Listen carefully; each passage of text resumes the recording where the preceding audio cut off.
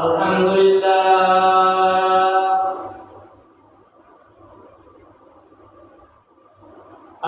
لله نحمده ونستعينه ونستغفره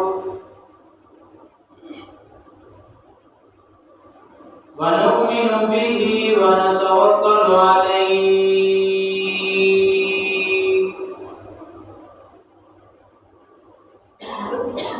ونعوذ بالله من شرور أنفسنا ومن سيئات أعمالنا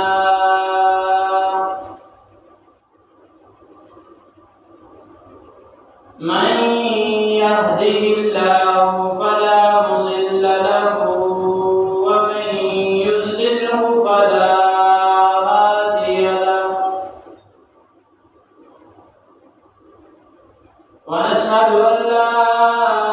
إله إلا الله وحده لا شريك له ونشهد أن سيدنا ومولانا محمدا عبده ورسوله أما بعد فأعوذ بالله من الشيطان الرجيم بسم الله الرحمن الرحيم ولا تحسبن الذين قتلوا في سبيل الله أمواتا بل أحياء عند ربهم يرزقون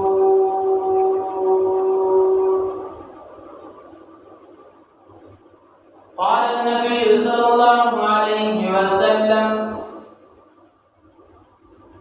لوددت أن نقتل في سبيل الله ثم أحيا ثم أقتل ثم أحيا ثم أقتل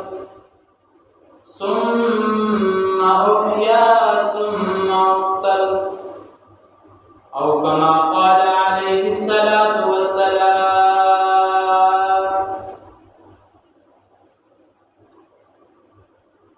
نکل جائے دم تیرے قدموں کے نیچے نکل جائے دم تیرے قدموں کے نیچے یہی دل کی حسرت یہی آرزو ہے اللهم صل على محمد وعلى آل محمد كما صليت على إبراهيم وعلى آل إبراهيم إنك حميد مجيد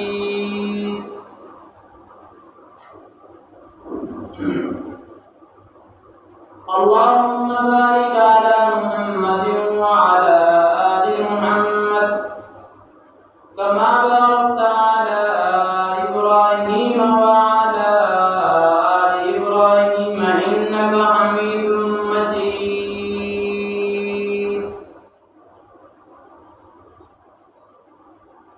دوستو بھائی بزرگوں اللہ رب العزت نے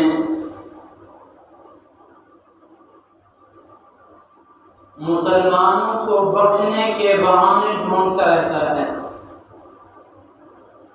اللہ تعالیٰ کی ذات ایسی ذات ہے کہ جتنی اس کے نعمتیں دیکھی جائیں بے بہا ہیں اور جو ہمارا شکر ہے اس کے درجے میں کئی درجہ کم ہوتا ہے حالانکہ اللہ پاک فرماتے ہیں لئن شکرتم لأزیدنکم تم شکر بڑھتے جاؤ میں تمہاری نعمتوں کو بڑھاتا جاؤں گا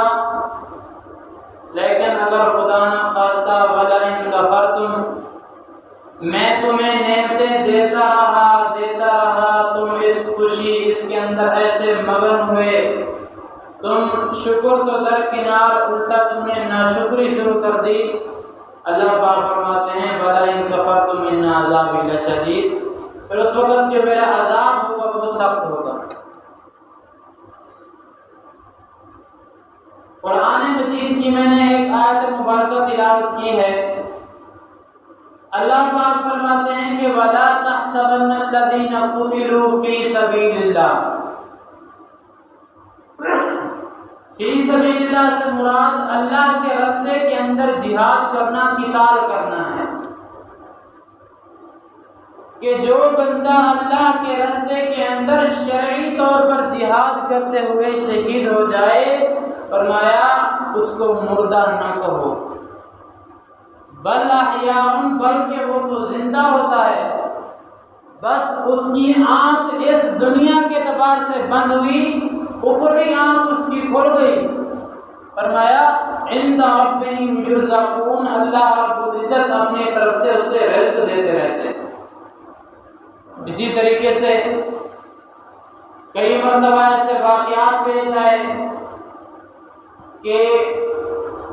جو شہداء لوگ تھے ان کے گھر کے اندر یہ خبر نہیں ان کو بتائی گئی کہ آپ کے جو بیٹا ہے، جو آپ کا جو بھائی ہے وہ شہید ہو چکا ہے۔ تو ایسا ہوا کہ ایک عورت نے خواب کے اندر دیکھا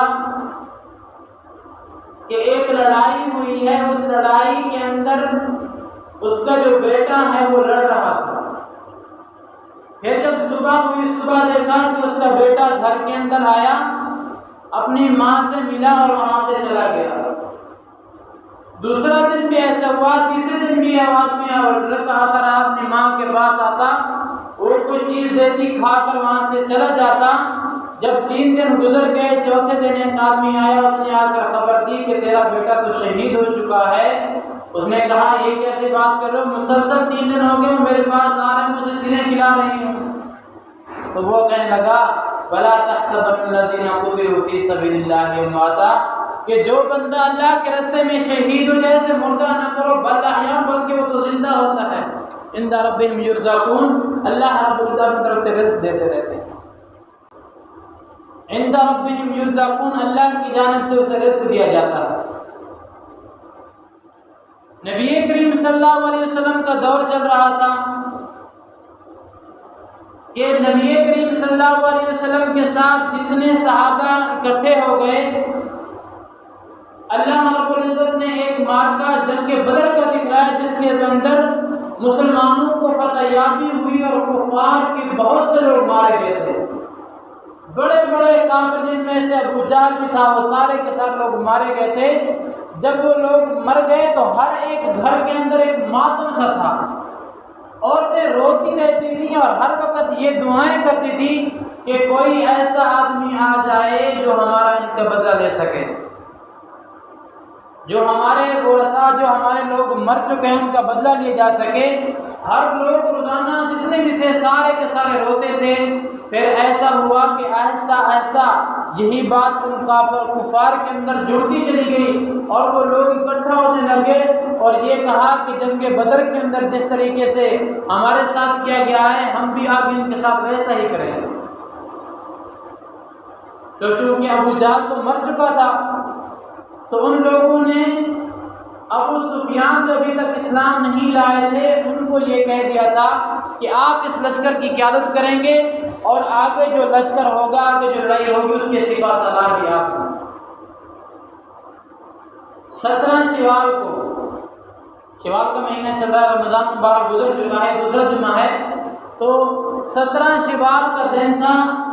نبی کریم صلی اللہ علیہ وسلم کو خبریں پہنچنے لگی کہ یا رسول اللہ صلی اللہ علیہ وسلم کفار اسی طاق کے اندر ہیں، کسی طریقے سے وہ بدلہ لے سکیں، لہذا وہ یہ باتیں بھی کر رہے ہیں اور ساتھ ساتھ انہیں ہزاروں کا لشکر تیار کر لیا ہے۔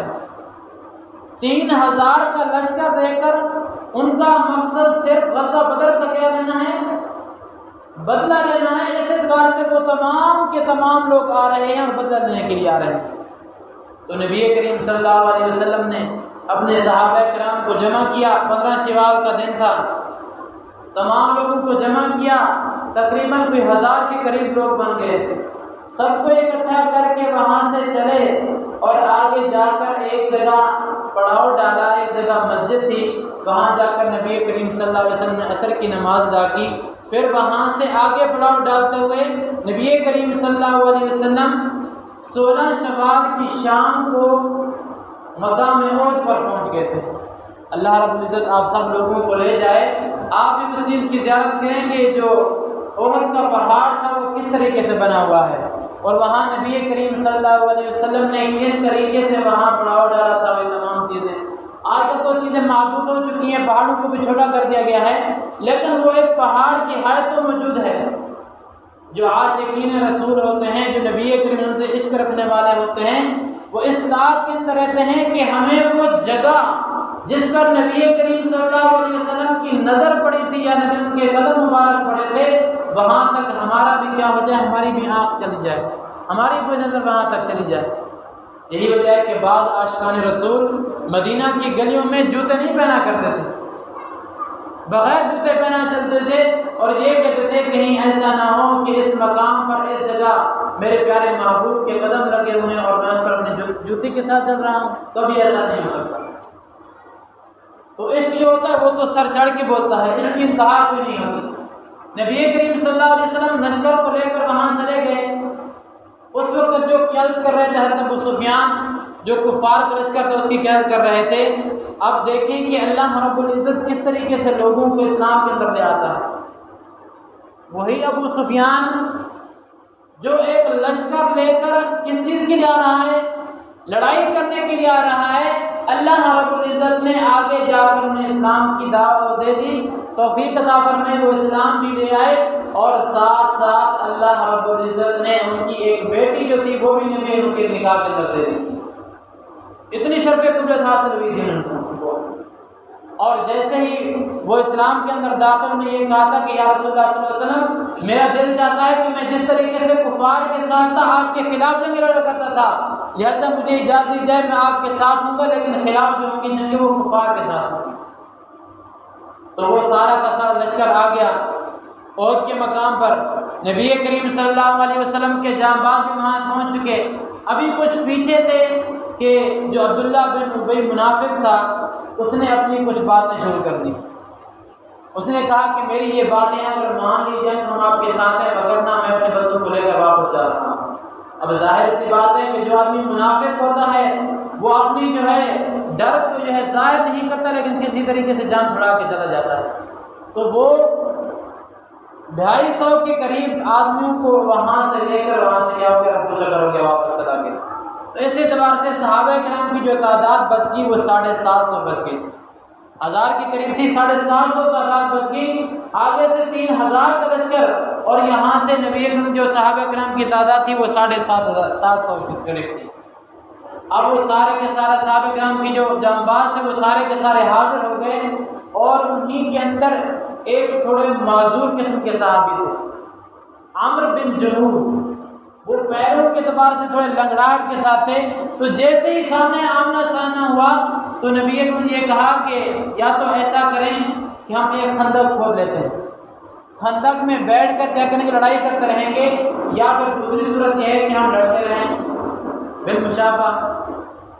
تو صحابہ کرام نے کہا یا رسول اللہ صلی اللہ علیہ وسلم، جو صحابہ کرام پیچھے رہ گئے تھے بدر کے مقام کے اندر، ان کا یہ دل چاہ رہا ہے کہ ہم بھی کیا کریں، اس طریقے سے لڑیں کہ ہمارا جو ایمان ہے وہ بھی مضبوط ہو جائے، لہذا ہم کیا کریں گے، بالمشافہ لڑائی کریں گے، خندق کھودنے کی ضرورت نہیں ہے۔ تو صحابہ کرام کی یہ عرض کو نبی نے بھی کیا کر دیا، پسند فرما لیا، کہا تمہاری یہ بات بالکل ٹھیک ہے۔ نبی نے زرہ وغیرہ پہن لی، چند صحابہ کرام میں یہ کہنے لگے یا رسول اللہ صلی اللہ علیہ وسلم، آپ کی بات تو ہم سے کئی درجہ بہتر تھی، لہذا آپ نے جو بات کی تھی خندق والی، ویسے خندق کھود لی جائے، اس کے بعد مقابلہ کی جائے۔ نبی نے فرمایا کہ جب اللہ کا نبی زرہ پہن لیتا ہے، اللہ کا نبی جب اس کے لیے لڑائی کے لیے، قتال کے لیے تیار ہو جاتا ہے، فرمایا اس کے بعد اس کے لیے یہ بالکل بھی جائز نہیں ہوتا کہ زرہ کو اتار کر کسی اور کام میں مشغول ہو جائے، لہذا جو بات ہو چکی ہے اب لہذا بالمشافہ لڑائی ہوگی۔ صحابہ کرام جب آمنے سامنے ہوئے تو پہلے یہ تھا کہ کفار کی جانب سے ایک آدمی کھڑا ہوتا، وہ اعلان کرتا تھا حل من مبارز، کہ میرا مقابلہ کرنے والا کوئی ہے تمہارے درمیان۔ ادھر سے صحابہ کرام کی جماعت سے بندہ کھڑا ہوتا، ان کی لڑائی ہوتی، پھر جب وہ لڑائی آگے چلے جاتی اس کے بعد گتھل گتھل شروع ہو لڑائی۔ اب ہوا یہ کہ ابو سفیان نے یہ اعلان کیا کہ حل من مبارز، کوئی آدمی ہے لڑاکو،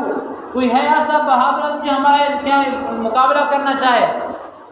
تو اس لشکر سے نبی اکرم صلی اللہ علیہ وسلم نے حضرت علی رضی اللہ عنہ کو یہ کہا کہ آپ کھڑے ہو جائیں. حضرت علی میدان کے اندر آئے اور یہ کہا کہ میں موجود ہوں. وہاں سے عتبہ نامی ایک آدمی آیا کفار کے لشکر سے، اور جیسے ہی آیا حضرت علی نے ایسے پلٹ کے وار کیا کہ پہلے ہی وار کے اندر ان کی جو گردن تھی اس کو کلم کر دیا. سبحان اللہ، اتنا جذبہ تھا جہاد کا صحابہ کرام کے اندر. اس کے بعد ایک اور آدمی آیا حامی مبارک کہتے ہوئے، حضرت علی ویسے ہی وہی تلوار ننگی لے کر کھڑے رہ گئے. جب دوبارہ دوسرا آدمی آیا اس کو بھی ایسے زور سے تلوار ماری کہ اس کے بھی سر کیا ہوا قلم ہو گیا. اسی طریقے سے تیسرا آدمی آیا، وہ بھی یہی نعرہ لگاتے ہوئے حضرت علی نے اس کا بھی جو سر تھا وہ تن سے جدا کر دیا اور یہ کہا کہ اللہ کا شر بھی موجود ہے، تمہاری اتنی مجال نہیں کہ اللہ کے رسول کے قریب پہنچ سکو. تو جب یہ بات ہو گئی تو ایسا ہوا کہ پھر گتھم گتھڑائی شروع ہو گئی. اب ظاہر سی بات ہے کہ ایک جانب سے 3,000 کا لشکر ہو، ایک جانب 1,000 بھی نہ ہو، 750 کے قریب. کیا صحابہ کرام کی جماعتوں لڑائی شروع ہوئی، لڑائی لڑتے رہے 70 کے قریب بڑے بڑے صحابہ شہید ہوئے. 70 کے قریب بڑے بڑے صحابہ کیا ہو گئے؟ شہید ہو گئے. جب صحابہ شہید ہوئے تو ایسا بلبلہ اور ایسی خوشی اور ایسے انداز کے ساتھ لڑائی کی تھی کہ اگر انسان سوچے تو یہ پتا چلے گا کہ ہمارے پاس ایمان کی دولت اور دین کیسے پہنچا ہے. آپ بتلاتا ہوں، نبی کریم صلی اللہ علیہ وسلم کے صحابہ میں سے ایک صحابی ہیں حضرت عمرو بن جموح رضی اللہ تعالی عنہ. وہ میں نے آپ کو پہلے بتا دیا کہ وہ پاؤں سے تھوڑا لنگڑاہٹ کے ساتھ چلتے تھے. جب نبی اکرم نے دیکھا کہ ان کے جسم بالکل زخمی ہو گئے، چکنا چور ہو چکا ہے، اور یہ کہا کہ اب اس کا کیا کیا جائے. انہوں نے یہ کہا کہ ان کو بیٹوں کو کہا کہ اپنے باپ کی لاش کو اٹھاؤ اور کسی اونٹ پر لے جا کر اپنے گھر چلے جاؤ. اب حضرت مصعب بن عمیر تو ایک اور صحابی تھے، لیکن عمرو بن جموح کی جب لاش کو اٹھایا، لاش کو اٹھانے کے بعد کس کے اوپر کجاوے کے اوپر رکھا. اب کوشش یہ تھی کہ اس اونٹ کو اٹھایا جائے. تمام صحابہ کرام زور لگانے لگے، وہ اونٹ نہیں اٹھا. کافی کوشش کی، جب اونٹ نہ اٹھا تو ان کے جو بیٹے تھے وہ آئے نبی کے بعد نکلے، یا رسول اللہ صلی اللہ علیہ وسلم ہم نے جس کتاب پر اپنے باپ کی لاش کو رکھا ہے وہ اٹھ ہی نہیں رہا. تو انہوں نے کہا کہ اونٹ کو کچھ نہ کہا جائے، اور یہ کہا کہ کیا تمہارے باپ نے گھر سے نکلتے ہوئے کوئی دعا پڑھی تھی، کوئی اللہ سے دعا کی تھی؟ انہوں نے کہا یا رسول اللہ صلی اللہ علیہ وسلم ہاں ایک دعا پڑھی تھی، اور یہ پڑھی تھی کہ یا اللہ کہ اللہم لا تردنی الی اہلی، اے اللہ مجھے اپنے اہل کی طرف، میرے گھر کی طرف مجھے واپس نہ لوٹانا. آپ نے فرمایا کہ ان کی یہ دعا قبول ہوگی، اللہ قبول کر رہی ہے. اس وجہ سے ایک اونٹ کو حکم ہی نہیں ہے کہ یہاں سے اڑ سکے. فرمایا اس کو بھی لے آؤ، جو اس کے اندر غزوہ احد کے اندر شہید ہوئے صحابہ کرام کے ساتھ ان کو بھی جمع کر دیا جائے. یہ تو ایک صحابی تھے. دوسرے صحابی ایسے ہیں جن کا نام مصعب بن عمیر ہے. نبی کے پاس صحابہ نے یا رسول اللہ صلی اللہ علیہ وسلم مصعب بن عمیر کی لاش پڑی ہے، ان کے اوپر جو کفن ہے وہ پورا نہیں آ رہا. فرمایا کیا حالت ہے، کیا صورت ہے، کیا حیت ہے، کس طریقے سے پورا نہیں آ رہا. فرمایا اگر پاؤں کی جانب رکھتے ہیں تو جو سر ہے وہ ننگا ہو جاتا ہے، اور اگر سر کی جانب کفن کو کھینچتے ہیں جو پاؤں جاتے ہیں وہ ایسے ننگے پڑ رہتے ہیں. اب کیا کیا جائے؟ تو نبی نے فرمایا کہ اس کے جو سر ہے اس کو ڈھانپ دو اور اس کے پاؤں کے اوپر اس گھاس کو ڈال دو. کل قیامت کے دن یہی گھاس اس بات کی گواہی دے دی کہ اللہ کے راستے کے اندر یہ لڑا. اور یہ کہنے کے بعد نبی کریم صلی اللہ علیہ وسلم اللہ سے دعا کرنے لگے، رونے لگے کہ یا اللہ یہ وہی مصعب بن عمیر ہے جو حالت کفر کے اندر اگر تھا تو اس کی یہ حالت تھی کہ دن کے اندر 2 مرتبہ کپڑے تبدیل کیا کرتا تھا. اتنا مال و متاع تھا اس کے اندر، اس کے پاس تھا. لیکن جب تیرے نبی کا کلمہ پڑھ کے دین اسلام کے اندر آیا تو یہ لوگ ایسے دشمن بن گئے کہ باپ نے کپڑے بھی اتار لیے. یا اللہ اب ایسا مقام ہے کہ اس مقام کے اندر تیری رضا کی خاطر تیرے محبوب کی بات کو مان کر آج اس رضا کے اندر شہید ہو چکا ہے. یا اللہ میں اس سے راضی ہوں، تو بھی اس سے راضی ہو. اللہ کے محبوب یہ دعائیں کر رہے تھے. تو نبی کریم صلی اللہ علیہ وسلم یہ دعائیں بھی کر رہے تھے. اور ایسا ہوا کہ نبی کریم صلی اللہ علیہ وسلم کی جب لڑائی ہو رہی تھی تو ایک خور جو تھی وہ نبی ان کے ماتھے کے اندر کیا ہوگی، چپ گئی. اس خور کو نکال کر ایسی یہی غزوہ عہد نبی کریم کے جو دان مبارک تھے وہ زخمی ہو گئے تھے، ٹوٹ گئے تھے، تو نبی کریم صلی اللہ علیہ وسلم جب وہاں سے ایک طرف ہوئے تو آپ کی جو شہزادی لخت جو حضرت فاطمہ الزہرا تھی وہ سر کے اوپر پانی ڈال رہی تھی اور آہستہ آہستہ اس فوج کو نکالنے کی کوشش کر رہے تھے۔ جب وہ نکال رہے تھے تو آقا مدنی صلی اللہ علیہ وسلم نے دعا کی کہ یا اللہ وہ قوم کیسے فلاح پا سکتی ہے کہ جس قوم نے اپنے نبی کے چہرے کو زخمی کر دیا، کس طریقے سے فلاح پا سکتی ہے؟ ابھی یہ لڑائی چل رہی تھی، صحابہ کرام بہت زیادہ مشغول تھے، ظاہری سی بات ہے کہ ایک بڑا لشکر و ہزاروں کی تعداد کے اندر نبی کریم صلی اللہ علیہ وسلم نے ایک صحابی کو قاصد بنا کر بھیجا کہ جا کر مدینے میں چلے جاؤ اور جا کر لوگوں سے کہو کہ جو آدمی جس حالت کے اندر ہے فوراً آ جائے۔ اب صحابی وہ گئے، تہجد کا وقت تھا، تہجد کو جا کر اعلان کیا کہ اللہ کے رسول کی طرف سے یہ پیغام ہے کہ جو آدمی جس حالت کے اندر ہے اسی حالت کے اندر فوراً میدان جہاد کے نکل پڑے، اللہ کے رسول کا یہی حکم ہے۔ تو ایک صحابی جسے غسیل ملائکہ حضرت حنظلہ کہتے ہیں، حضرت حنظلہ رضی اللہ تعالیٰ عنہ ان کی ایک دن پہلے نکاح ہوا تھا، شادی ہوئی تھی، ان کی جو رات تھی وہ شب زفاف والی تھی، اس رات کو گزار کر صبح تہجد کے وقت وہ غسل کرنے کے لیے آئے تھے، کپڑے اتار کر کیا کھڑے کر دیے اور پانی کو اوپر ڈالنے لگے کہ فوراً اعلان سنا کہ ایک صحابی اعلان کر رہا ہے کہ اللہ کے رسول کہہ رہے ہیں کہ جس حالت کے اندر بھی تم ہو فوراً جہاد کی طرف آ جاؤ، یہاں لڑائی شروع ہو رہی ہے۔ اس صحابی نے کیا کیا، جو پانی چاہتا اسی وہاں پر گرا دیا، کپڑے پہنے فوراً اسلحہ لیا اور فوراً کیا کریں گے، لڑائی کے لیے چلے گئے، وہاں جا کر شہید ہو گئے۔ تو صحابہ کرام جب تمام صحابہ کرام کی لاشیں اکٹھے کرنے لگے اور یہ کہا کہ ایک آدمی کی لاش کم ہے، تو فرمایا وہ کس کی؟ تو فرمایا حضرت حنظلہ کی جو لاش ہے وہ کم ہے، گم ہے، یہاں سے کہاں چلی گئی؟ تو فرمایا کہ پریشان نہ ہو، وہ ایسی حالت میں آئے تھے کہ وہ جنبی تھے، ملائکہ اس کو لے کر گئے، اس کو غسل دے رہے ہیں۔ سبحان اللہ، جب آدمی اللہ کے محبوب کی بات ماننے والا بن جائے تب وہی فرشتے جو ان کے ساتھ بھی ہوتے ہیں ان کو غسل بھی دیتے ہیں۔ غزوہ احد کے اندر جتنے بھی صحابہ کرام 70 کے قریب صحابہ کرام شہید ہوئے تھے، سب صحابہ کرام کو بغیر غسل کے تدفین دی گئی تھی، لیکن حضرت حنظلہ یہ ایسے تھے کہ غسیل ملائکہ کا لقب بھی نہیں ملا، انہیں صحابہ نے ملائکہ نے غسل بھی دیا تھا، اس کے بعد ان کو دفن کر دیا گیا۔ تو نبی کریم صلی اللہ علیہ وسلم کے جو جانباز تھے، اور ظاہر سی بات ہے کہ جب کفار کو جو پچھلی غزوہ بدر کی بہت زیادہ کڑن تھی، اس شدت کے اندر اس غضب کے اندر آئے تھے تو انہوں نے بعض صحابہ کرام کے مسئلے کر دیے۔ مسئلہ کہتے ہیں کہ ہاتھ کان ناک وغیرہ ان چیزوں کو کاٹ دینا۔